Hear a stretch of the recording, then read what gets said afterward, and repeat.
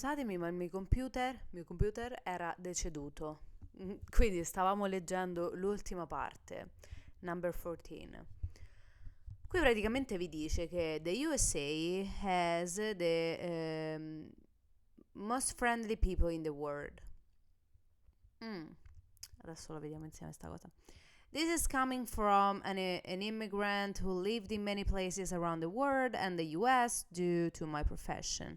It is also the easiest place in the world to do business as a foreigner because of how welcoming people are. In Europe and other places, people put more emphasis on you being foreign when conducting business with you. Allora, su questo c'è da dire una cosina, nel senso che a livello di business io non so dirvi se è vero o no, perché non ho mai fatto business con gli americani, quindi non saprei dirvi. Però che gli americani sono molto friendly è vero, ma allo stesso tempo non è vero.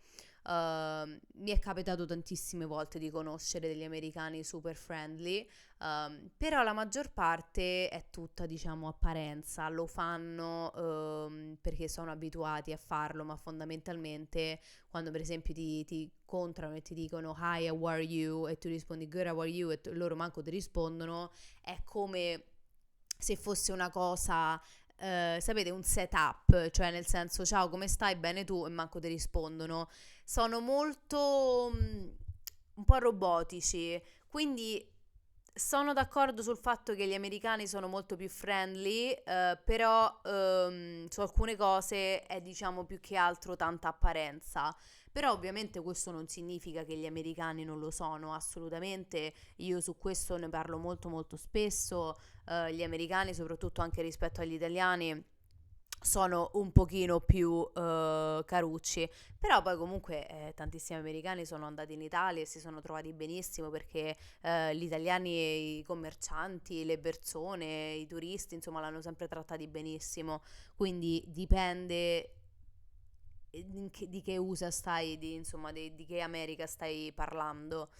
E quindi a livello di business non saprei cosa dirvi, però capisco il discorso. Quindi, ragazzi, siamo arrivati al 14° punto. Mi sembrava un'idea carina per farvi questo episodio. Ho un annuncio importante da farvi. Ascoltatemi bene. Questa è stata un'idea di Dylan. Ho detto ne devo parlare nel podcast. Ragazzi, allora, Dylan stesso mi ha chiesto di fare un episodio con lui. Mi ha detto dobbiamo fare un episodio insieme e mi ha detto esplicitamente proprio lui, sue parole, di chiedere a voi cosa volete sentire. Cioè cosa vi interessa sentire nel podcast con insomma l'episodio con Dylan. Dylan vuole fare praticamente come abbiamo fatto con Sara, nonostante siamo nella stessa stanza, vuole praticamente farla dal suo computer, fare una videochiamata dal suo computer e io dal mio computer e fare quindi tipo intervista per farvi capire online. E mi ha chiesto specificamente di chiedervi cosa volete sentire, quali sono le domande, quali sono gli argomenti. Quindi mi raccomando, questo video lo pubblicherò anche su TikTok e su Instagram.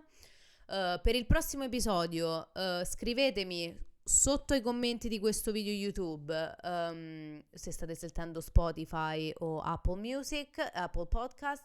Seguitemi sui social TikTok e Instagram, Iaia Rondi, IAIA tutto attaccato Rondi. E lasciate dei commenti e scrivetemi un messaggio privato con gli argomenti che volete sentire con l'episodio, durante l'episodio con Dylan. È super importante. Cioè, ragazzi, è stato Dylan a chiederlo, quindi mi raccomando, non mi deludete. Siamo alla fine di questo 5° episodio. Io come al solito vi ringrazio per avermi ascoltato, per avermi ascoltato guardato e ci vediamo nel prossimo episodio che sono sicura vi piacerà tantissimo perché sarà con mio marito Dylan. Ciao ragazzi!